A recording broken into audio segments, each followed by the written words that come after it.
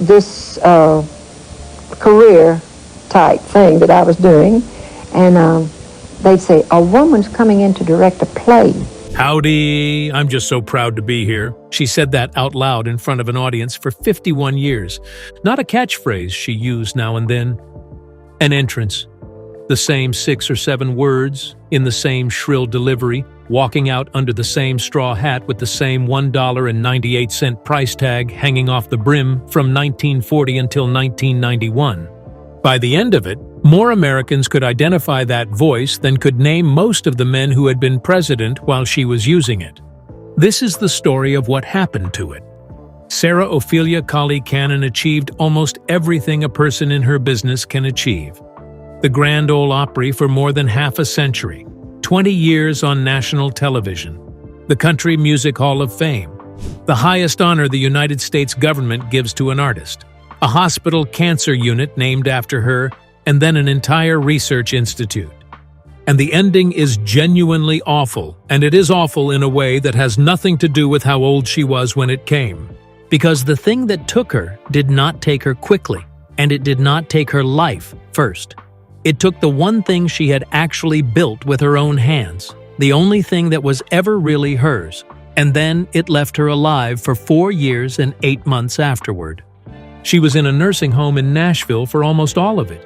If that voice was ever coming out of a radio or a television set in your house on a Saturday night, a tap of the like button puts her in front of somebody else who remembers it. It begins in a town of about 2,000 people. Sarah Ophelia Colley was born on the 25th of October 1912 in Centerville, Tennessee, in Hickman County, about 50 miles southwest of Nashville. She was the youngest of 5 daughters. Her father was Thomas K. Colley, a lumber merchant, and by the standards of Hickman County in 1912, the Colleys were prosperous.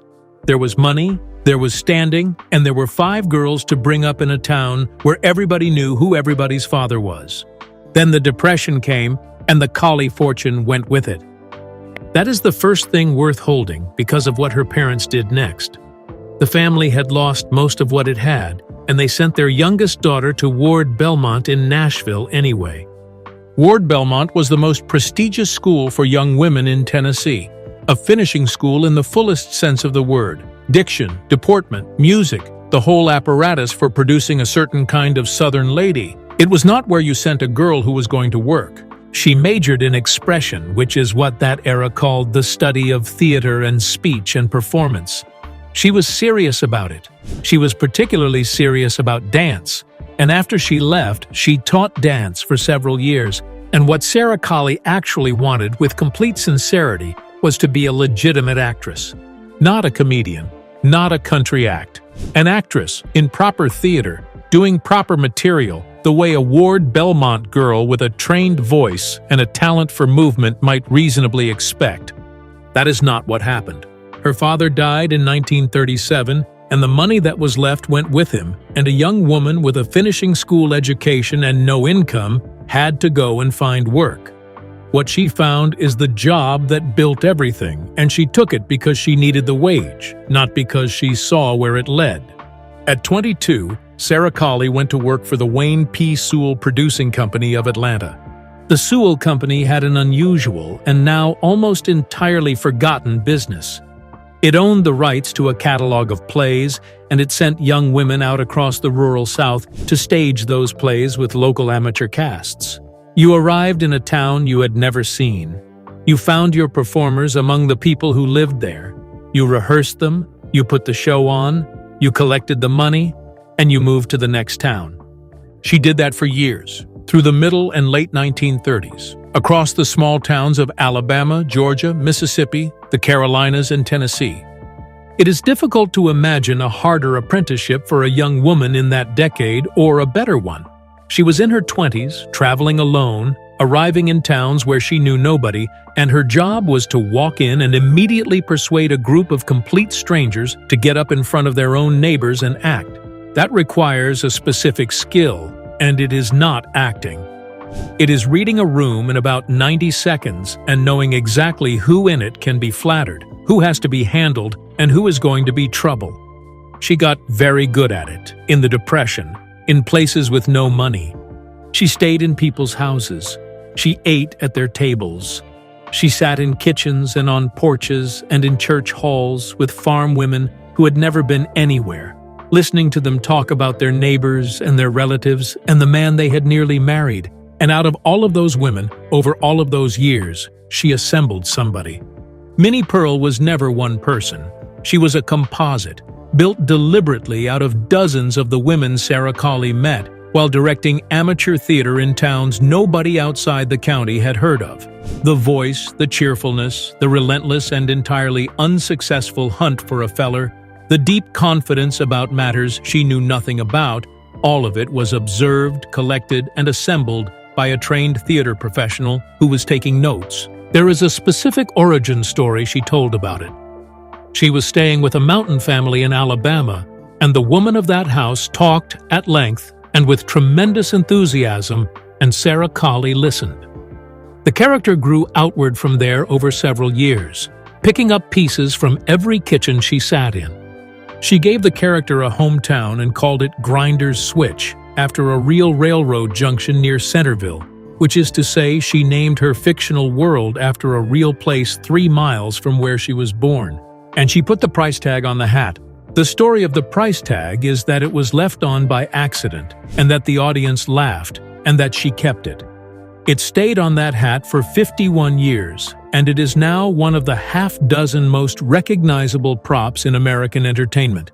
She first performed the character in public around 1939 at a bankers' convention in Centerville, and it worked well enough that word traveled the 80-odd miles to Nashville. In November 1940, she took Minnie Pearl to the Grand Ole Opry. She was 28 years old, and she was so frightened that she has described the first appearance as barely surviving it. She was paid $10. The Opry in 1940 was already the most important room in country music, broadcasting out of Nashville to a substantial part of the American South and Midwest, and there was nothing else on it remotely like her. She stayed for 51 years. She was not an immediate sensation. The character worked from early on, but the Opry in the 1940s was a crowded stage full of established acts, and a woman doing comedy in a hat was a novelty item rather than a headline. She built her position slowly, over years, by being reliable and by being funny every single week, which is the only way anybody has ever built anything on that stage. By the 1950s, she was indispensable. By the 1960s, she was an institution. Think about that number properly, because it is the load-bearing fact of the whole video. From 1940 to 1991, through the Second World War, through the birth of the recording industry in Nashville, through rock and roll, through the Nashville Sound, through the outlaw years and into the era of stadium country, Minnie Pearl walked out onto that stage and said the same words. Presidents came and went. She started under Franklin Roosevelt and finished under George H.W. Bush, which is 9 administrations, and she was still walking out under the same hat at the end of it. There is almost nothing else in American entertainment with that kind of continuity.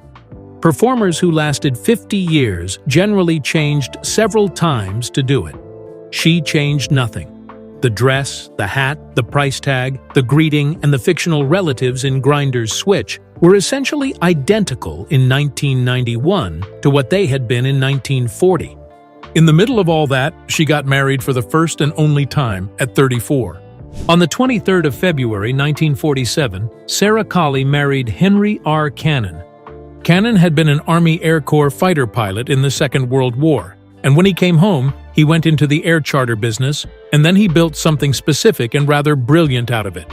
He flew country musicians. In the late 1940s and through the 1950s, the touring circuit for a country performer meant enormous distances and terrible roads, and Henry Cannon owned an aeroplane. His client list over the years reads like a directory of the entire industry: Eddie Arnold, Hank Williams, Carl Smith, Webb Pierce, and, before very long, Colonel Tom Parker, and a young man named Elvis Presley. He also took over the management of the Minnie Pearl character, which meant that from 1947 onward, the whole enterprise was a partnership. He flew her to the dates. He handled the business. She did the show. 49 years of marriage. And for most of it, they were also each other's employer and employee, in an arrangement that appears never to have caused either of them any visible difficulty. They never had children. In 1969, they bought a large estate in Nashville, directly next door to the Tennessee governor's mansion. That address is not a detail about money. It is a detail about position, and it points at the strangest thing about her. Because there were two entirely separate people involved in this career, and only one of them was ever on a stage. On stage, there was Minnie Pearl, a loud, unmarried, unsophisticated country girl in a gingham dress and a flowered straw hat with the price tag still attached, shouting a greeting, telling stories about her relatives in Grinder's Switch, and looking, without success and without ever losing heart, for a feller. Off the stage, there was Sarah Cannon, a Ward Belmont woman with trained diction and finishing school manners, married to a decorated fighter pilot, living next door to the governor of Tennessee. And she moved between two worlds that did not much like each other. Nashville, in the middle of the 20th century, contained a genuine social division. The city had spent a long time calling itself the Athens of the South, and its old families were not thrilled about the arrival of what they regarded as hillbilly music and the people who made it. The country music industry, for its part, had limited patience with Belle Meade. Sarah Cannon was the one person who moved freely in both directions and offended nobody in either. She could sit at a table with Nashville society, where Ward Belmont and her manners and her husband's war record all counted for a great deal, and she could sit backstage at the Opry with performers who had come out of circumstances considerably harder than hers, and she was completely at home in both rooms and slightly foreign to neither. Almost nobody in that city could do that in 1955. The two worlds barely spoke. Sarah Cannon had a foot in each of them and gave up nothing to either. More than that, she is widely credited with having smoothed the rift, not by arguing about it, by being unarguably a lady, and unarguably one of them at the same time, for decades. Which means the character was not a confession. It was a performance built by a professional, out of research, and then delivered 800 times a year for half a century by a woman who was nothing like it. That is the double life underneath this story, and it is not the subject of this video. The subject of this video is what happened to the performance. The Country Music Association named her Woman of the Year in 1966. In 1969, she joined the cast of Hee Haw, and that is where a second and much larger generation met her. The program ran in syndication for 2 decades, and she was on it for the whole of that run, from 1969 to 1991, in front of an audience that dwarfed anything radio had ever given her. On the 13th of October, 1975, Sarah Ophelia Colley Cannon was inducted into the Country Music Hall of Fame. That is the highest honor her industry has, and she had by then been doing the job for 35 years. She was 62. The same year, the National Conference of Christians and Jews gave her its Brotherhood Award, which is a thing almost no comedian in any genre has ever received, and which says something about how she was regarded outside her own business. In 1980, she published an autobiography, written with Joan Dew. It is a warmer and considerably more interesting book than the character would suggest, because the person writing it was not the character. She was, by the beginning of the 1980s, close to 70 years old, 40 years into the Opry, a decade into Hee Haw, and about as secure in the affection of the American public as it is possible for a performer to be. She had no scandals, she had no come back to stage and nothing to prove. She had a husband of 33 years, a house next to the governor's mansion, and a job she had done every week since before most of the country was born. There was, in 1984, no visible reason to think anything was going to go wrong. And then, in 1985, came the diagnosis. Breast cancer. She was 72 years old. She underwent a double mastectomy and radiation, and she came through it. Now, what she did next is the reason this section exists, and it is the single most admirable thing in her life. In 1985, women did not talk about breast cancer in public. It was not a subject for television. It was not a subject for the newspapers. It was in the culture she had grown up inside and the region she had spent her whole career in, something that happened privately and was referred to obliquely if it was referred to at all. Sarah Cannon went out and said it out loud. She became a spokeswoman, she did the interviews, she did the appearances, she did years of volunteer work for the American Cancer Society, and she told women repeatedly and directly and by name to go and get themselves checked because she had, and it had saved her. Consider who was hearing that. Her audience was rural, southern, older, and overwhelmingly female. And it was precisely the audience least likely to be reached by a public health campaign, and most likely to trust a woman they had been watching on Saturday nights since the Truman administration. She was, for a period in the second half of the 1980s, probably the single most effective breast cancer advocate in the American South, and she was in her 70s when she started. And notice the name she used. She did not do it as Minnie Pearl. She did it as Sarah Cannon. After 45 years of the character carrying everything, the woman underneath stepped out from behind it, and the thing she stepped out for was this. She founded the Minnie Pearl Cancer Foundation, and the treatment center in Nashville, where she had been treated, eventually took her real name and became the Sarah Cannon Cancer Center and then the Sarah Cannon Research Institute. In 1987, President Ronald Reagan presented her with the American Cancer Society's Courage Award. In 1991, Centennial Medical Center in Nashville dedicated its cancer unit to her. That is the same year this story turns. Hold the date.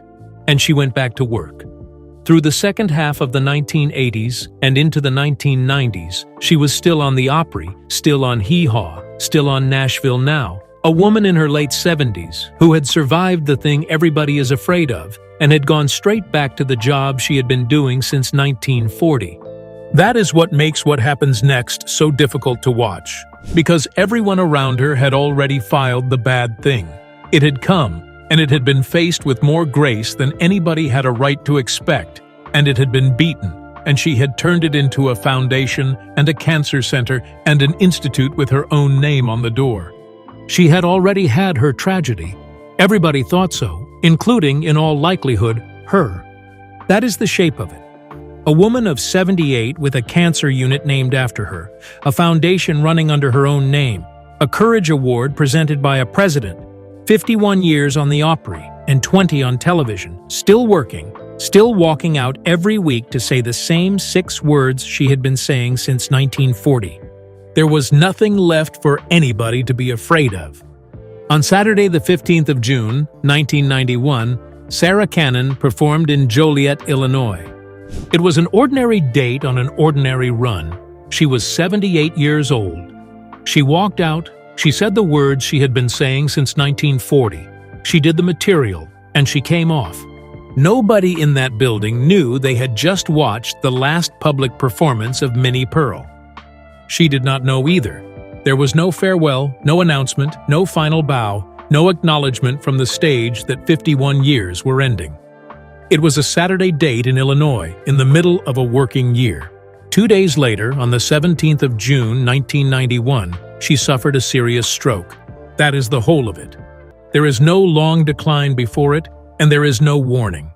A show on the Saturday, and by the Monday, it was finished. 51 years on the Opry stage ended in an afternoon. And here is the specific cruelty of where that stroke landed, and why this is an awful ending rather than simply a sad one. Sarah Cannon's entire public existence ran through one voice making one sound. She was not a musician. She did not have a catalog of recordings that would carry on doing the work without her. She had no instrument except her own speech and her own timing, and the whole of her professional life for 51 years had consisted of walking out in front of people and using it. The stroke took exactly that, and it took it completely. She was left virtually bedridden. She went into a nursing home in Nashville, and Minnie Pearl, who had appeared somewhere in public almost every week of every year since November 1940, was never performed again by anyone because there was nobody else who could. 51 years is not a career. It is most of a lifetime. She had been doing it longer than the majority of her audience had been alive. And then the honors kept arriving, which is the part that is almost too neat to be true. In 1992, the year after the stroke, Sarah Ophelia Colley Cannon was one of 13 Americans awarded the National Medal of Arts, which is the highest honor the United States government gives to an artist. President George H.W. Bush presented them at the White House. She could not go. The nation gave her its highest artistic honor 12 months after the thing that made her an artist had already been taken away from her, and she was not physically able to travel to the ceremony to collect it. She spent nearly 5 years in that nursing home. People came. That is the other thing that should be said because it is true and because it is the only warmth available in this part of the story. Vince Gill came, Amy Grant came, Shelley Wright came. Musicians who had grown up watching her on Hee Haw turned up to sit with a woman who could no longer walk out and say howdy to anybody. She was there through 1992, and 1993, and 1994, and 1995, and into 1996. 4 Christmases, 4 Opry birthdays, 4 years of the industry she helped build, carrying on 8 miles away without her, and of a country that could still do her voice from memory not being able to hear it. That is the awful part, and it is not the death. It is the length of the gap between the end of the work and the end of the life. On Sunday, the 25th of February, 1996, she was admitted to Columbia Centennial Medical Center in Nashville. That is the same hospital that had dedicated its cancer unit to her in 1991. She had beaten the cancer. She had beaten it so thoroughly that they put her name on the building. She died of the other thing in that building. On the 4th of March, 1996, Sarah Ophelia Colley Cannon died of complications from a stroke.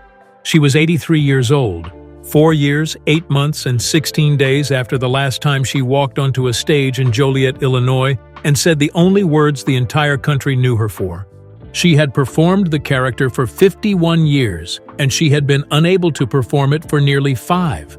Which means that for the last 10th of her life, the most recognizable woman in country music was a private citizen in a Nashville nursing home, and the voice that had been in every farmhouse and every kitchen in the South since 1940 was simply gone while its owner was still in the room. She was buried at Mount Hope Cemetery in Franklin, Tennessee. Henry Cannon, the fighter pilot who had flown half of Nashville around the country and then managed her career for nearly 50 years, outlived her by about 20 months. He died in November 1997 of cancer at 80 years old. They had been married for 49 years, and he spent the last 20 months of his life a widower, having outlived both his wife and the character he had spent half a century flying around the country. So the last thing, which is the reason this is worth 30 minutes. The character is still everywhere. The hat is in a museum, the price tag, the flowers, the greeting, grinder's switch, and the feller she never found are permanent fixtures of American cultural memory, and Minnie Pearl will outlive everybody currently alive. But the thing that carries her actual name is not the hat. The Sarah Cannon Research Institute is still running. It is a network of cancer research and treatment centers operating across the United States and the United Kingdom. And it conducts clinical trials, and people are alive because of work done under that name. Not Minnie Pearl, Sarah Cannon. Her actual name, the one on her birth certificate in Hickman County in 1912, the one almost nobody in her audience ever used.